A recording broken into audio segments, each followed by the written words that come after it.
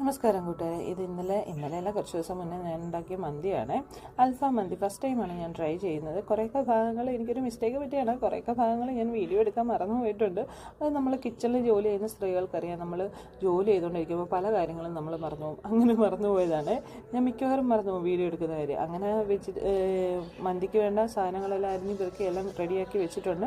ഇനി നമുക്ക് മന്തി റെഡിയാക്കാൻ ഓൾറെഡി അൽഫാമിനുള്ളത് ഞാൻ ഓവനിലും നമ്മുടെ എയർ ഫ്രയറിൽ വെച്ചിട്ടുണ്ട്. അങ്ങനെ വെച്ചതെന്ന് വെച്ച് കഴിഞ്ഞാൽ ഏതിലാണ് എളുപ്പമെന്ന് അറിയാൻ വേണ്ടിയിട്ടാണ് അങ്ങനെ വെച്ചത്. പക്ഷേ നമ്മുടെ ഓവനിലെക്കാട്ടിലും എനിക്കിനി ഓപ്ഷൻ അറിയാത്തതുകൊണ്ടാണോ എന്നറിയില്ല, ഓവനിലെക്കാട്ടിലും എനിക്ക് പെട്ടെന്ന് റെഡി ആയിക്കിട്ട് എയർ ഫ്രയറിലാണ്. എന്തായാലും ബാക്കിയുള്ള റൈസിന് വേണ്ടിയിട്ടുള്ള കാര്യങ്ങളെല്ലാം റെഡിയാക്കി റൈസിന് വേണ്ടിയിട്ടുള്ള വെജിറ്റബിൾസൊക്കെ വഴറ്റിക്കൊണ്ടിരിക്കുകയാണ്. കുറച്ച് സ്പൈസസും ഇട്ടിട്ടുണ്ട്.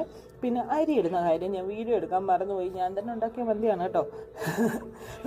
അപ്പോൾ എല്ലാവർക്കും മന്തി ഇഷ്ടമായെന്ന് നോക്കുക.